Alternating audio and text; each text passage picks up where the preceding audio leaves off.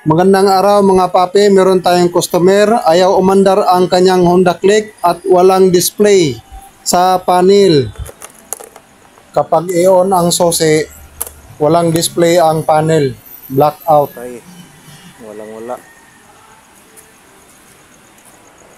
At kapag tinignan natin yung headlight, merong ilaw. Ayan, buhay yung headlight na dalawa. So, blackout talaga yung panel. Ayan, makikita nyo. Kahit i-start natin, walang kapitik-pitik. O, i-switch off muna natin. Off. Tapos on ulit. Ayan, wala. Walang display. So, sa ayaw at sa gusto natin, obligado tayong mag-check ng mga fuse. Step by step tayo para hindi tayo maligaw. Gamit tayo ng analog tester at i-set natin sa ohms. At isa-isay natin pag-check yung mga fuse, pati ang relay. Kapag ganitong mag-diagnose, kailangan isa-isahin natin lahat ng fuse at relay para sigurado tayo at hindi tayo pabalik-balik sa ating trabaho. Para isahang pasada lang. So, basahin niyo po yung reading. Ayan, buhay. Ito, buhay. Buhay. Lahat ng fuse, buhay. So, okay na tayo sa mga fuse. So, ang kasunod nating checkin ang main relay. So, tignan natin kung buo pa ba ito. Para sigurado tayo bago tayo magkalas-kalas ng iba pang pyesa. So, lagyan ko ng supply ng wire itong number 86 at saka number 85 sa relay. Para malaman natin kung buo pa yung coil ng relay. Pag may marinig kayong pumipitik, ibig sabihin buo pa yung coil ng relay. Buo.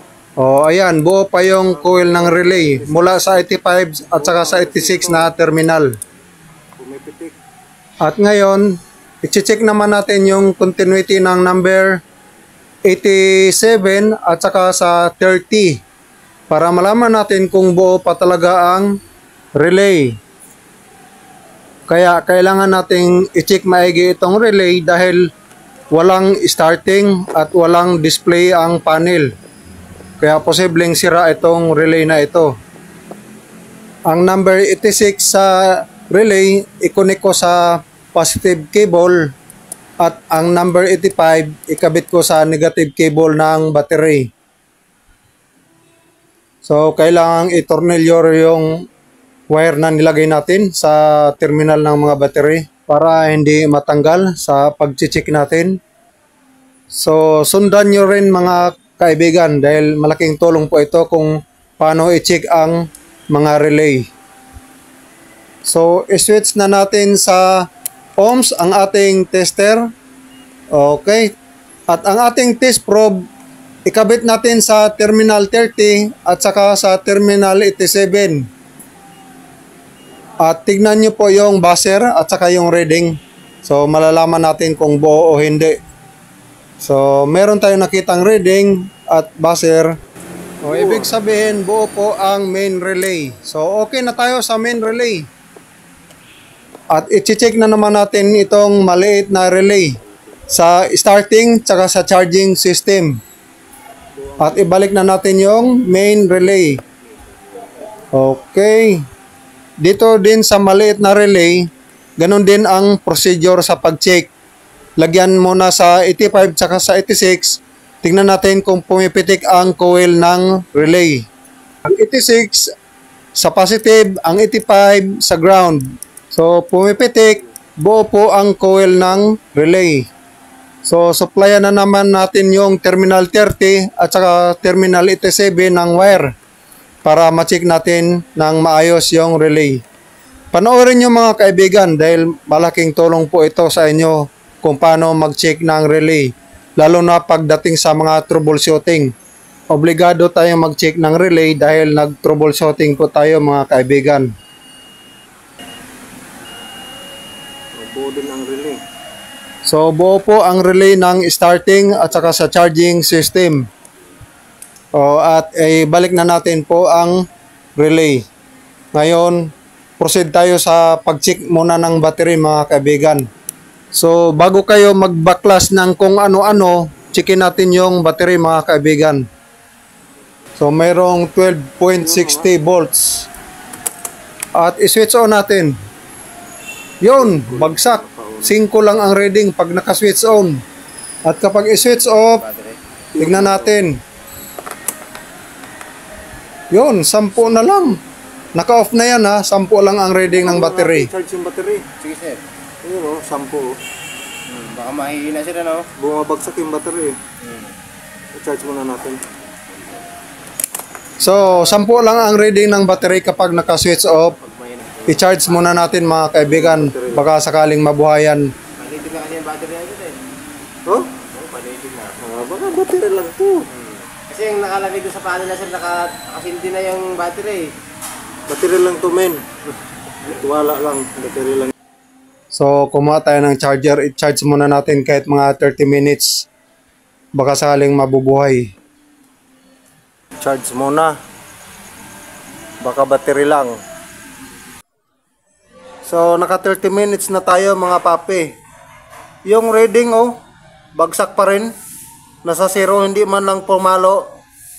So, dead ball na talaga ang battery. Obligado na nating palitan ang battery mga papi. Dahil ayaw umi-start din naman talaga at walang display.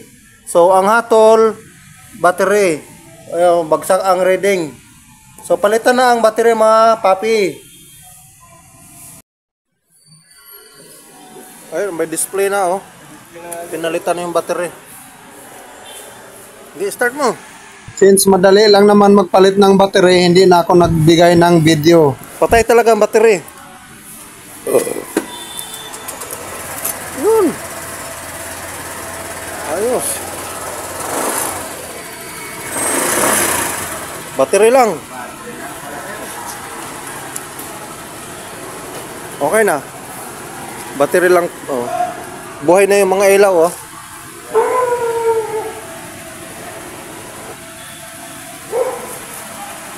Solve ang problema, battery lang. Ayos.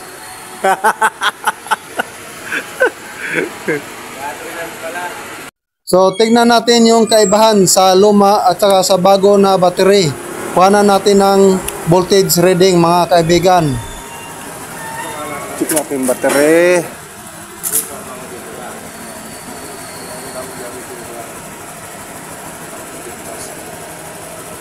Ito 7, pero pag ini-start, bumabagsak sa 5.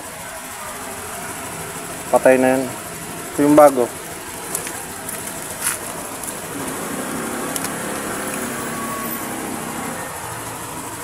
$14, 58, 59. Malakas. Yung bago, 14. Siyempre, umaandar, umabot ng 14. Pero ito, wala, 12. Pero hindi kayang start, bagsak. Kaya tama lang na palitan So yung mga battery. papi, sana nakatulong po sa inyo ang video na ito kung paano mag-check ng relay at mga fuse. Makisuyo sa pag-subscribe sa aking channel.